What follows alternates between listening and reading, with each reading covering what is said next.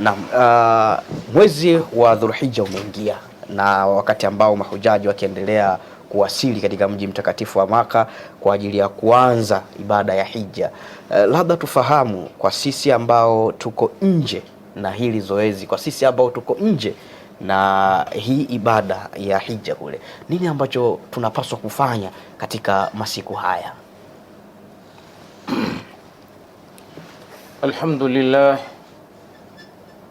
Alhamdulillah rabbil alamin, wassalatu wassalamu ala ashrafil anbiya wa imamil mursalin, nabiyina Muhammadin wa ala alihi wa ashabihi ajma'in, wa ba'd. Ndugu zangu, awali yote namshukuru Allah subhanahu wa ta'ala aliyonipa uhai mimi na wewe mpaka leo tukaidiriki Dhulhijja, mwezi wa hija, mwezi wa Dhulhijja, mwezi wa 12 katika kalenda ya Kiislamu. Hii tunatakiwa sana tumshukuru Allah kwa neema hii ya umri, neema hii ya pumzi tunaoivuta ambayo haina gharama yoyote. Tukirudi kwenye swali, mahujaji walilahi alhamdu walio wengi wameingia katika ardhi takatifu ya Saudia, ya miji ya Makka na Madina. Tulio nje pale, nini hasa cha kufanya? Tunashiriki vipi haya masiku 10 ambayo tayari leo tuko hapa?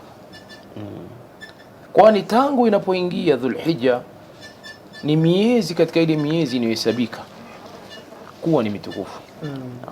Inna iddata ash-shuhuri inda Allah 12 shahran fi kitabillah yawma khalaqa as-samawati wal ardh minha 4 hurum. Hakika idadi ya miezi kwa Allah subhanahu wa ta'ala ni miezi migapi? 12, tangu siku alipoumba mbingu na ardhi. Minha 4 hurum, ndani ya miezi hii kuna miezi 4 mitukufu. Miongoni mwa miezi ile 4 mitukufu ni mwezi huu wa Dhulhijja. Huu ni katika ile miezi mitukufu.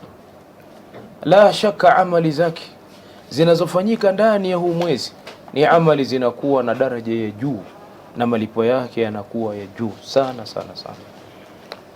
Idhan utaona Allah subhanahu wa ta'ala ameapia haya masiku aliposema wal fajr wa layalin 'ashr.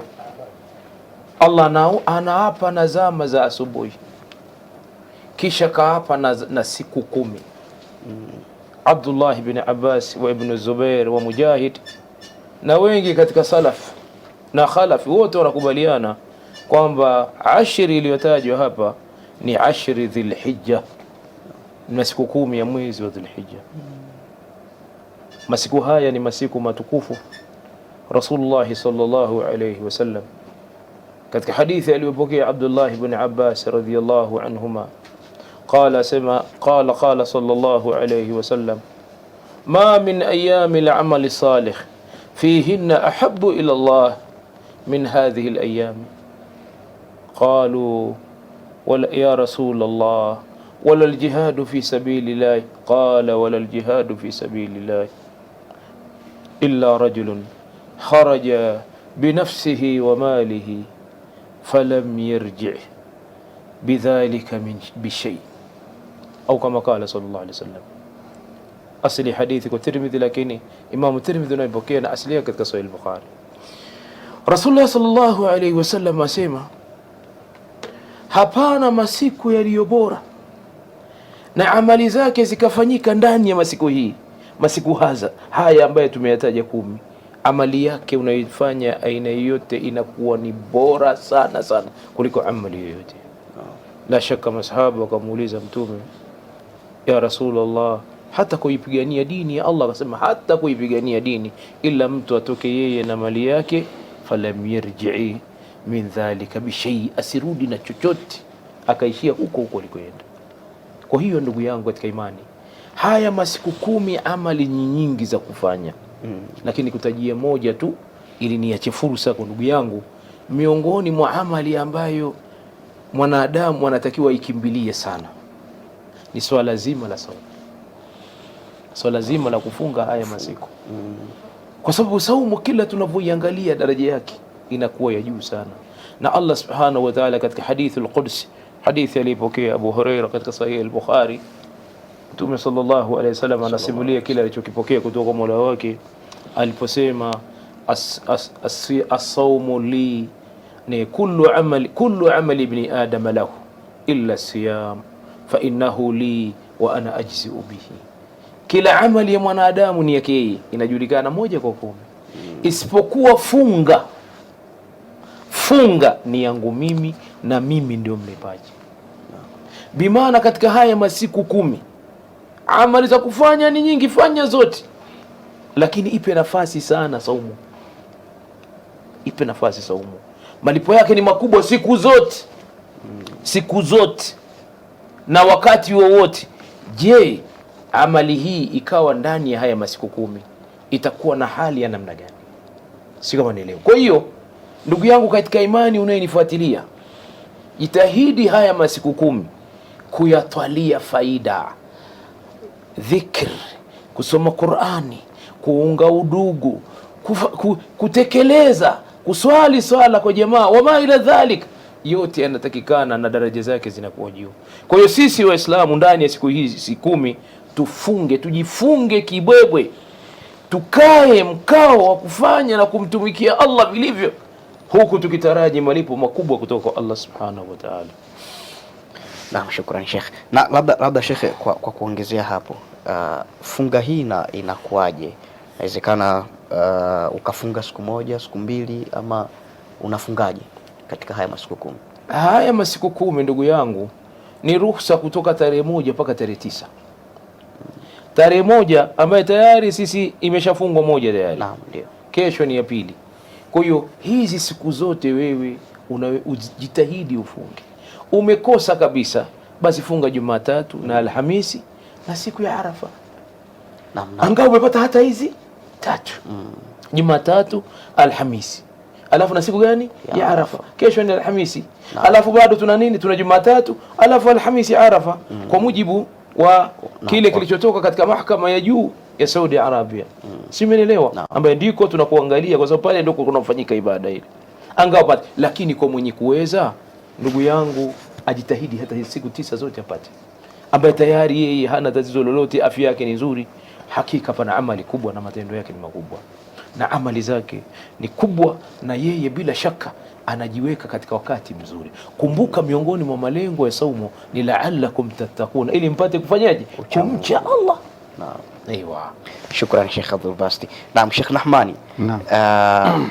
Mwezi wa Dhulhijja umeshaingia. Naam. Tufahamu hapa ibada ya hija yenyewe haswa inaanza katika masiku gani kwa wale ambao wako kule wanatekeleza hii ibada? Mambo Sheikh alijibu. Naam, Sheikh Abdul Basti. Naam. Jazakallah khair ndugu yangu. Amenipendelea khairi. Sio kwamba hana jawabu. Naam. Amenipendelea khairi. Ndugu yangu, la shaka swali ni hili liloulizwa.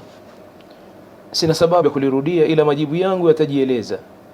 Hija, mahujaji wanapokwenda wanaenda ilipotangazwa kuwa ni tarehe 1. Hivi sasa wale wanaoingia wako wanaofanya umra, kwa wale waliofanya tamattu kisha wanabakia na nguo zao. Naam. Au kisha wanatoa kisha wakifanya umra wanatoa nguo zao, ambaye wanafanya nini? Istiraha, wanapumzika. Alafu wanakuja kuvaa ihramu yao, ndio kwa maana baadaye wanadamu, kwa sababu walifanya umra kwa kupumzika. Wako wenye kiran, wako ambaye ni ifrad, wale yeye amenuia anafanya hija peke yake bila umra, yeye akiingia baada ya umra anabakia vile, yani baada ya kufanya tawafu alqudum, tawafu ya kuingia, anabakia na nguo zake vile vile. Sasa atakwenda tarehe inayoanza hija kabisa ni tarehe 8. Tarehe 8 ya Hijiria. Sasa sijui miladia itakuwa ni tarehe ngapi? Katika mwezi wa 6 sijui itakuwa ni tarehe ngapi? Sijui umeelewa? Lakini inakuwa hivi, tunaposema mathalan Hijiria, yani kuanzia jana tarehe 1, si ndio maana yake? Ndio jana hiyo tarehe 1. Tarehe 8 itakuwa ni siku ya Jumatano. Sijui umeelewa? hii inaitwa yauma tarwiya. Siku ile imesuniwa mahujaji watavaa miudi ya saa 3 saa 4 saa 3 saa 4 watasogea, wanaanza kuingia Mina. Kuanzia muda wanatakiwa walale Mina. We mchana wote, ukienda asubuhi sawa, ukienda saa 6 sawa, ukienda saa 7, lakini wanatakiwa walale wote wapi? Mina, ambayo hiyo ndio yaumu, ndio siku ya kwanza hija, ni tarehe 8 ambayo inaitwa yaumu tarwiya. Tarehe 9 ambayo itakuwa ni siku ya Alhamisi, mahujaji watasogea mpaka karibu na Arafa, watasimama katika mpaka. Baada ya salati dhuhuri wataingia katika viwanja vya Arafa. Ndivyo Mtume sallallahu alaihi wasallam alipokuwa ameenda, alisimama mpaka ilipopinduka kuingia dhuhuri, akaingia katika viwanja vya Arafa. Watashinda pale mahujaji mpaka karibu na kuzama jua, saa 12 pale, wengine wanasema linazama karibu na kuzama kabisa, kisha wataondoka, watakwenda Muzdalifa. Muzdalifa pale watakwenda kuswali magharibi na nini na isha jam'an. Kwa kufanyaje? Kwa kuzikusanya, kisha watalala pale katika eneo la nani, la Muzdalifa. Hawalali Arafa, watalala Muzdalifa.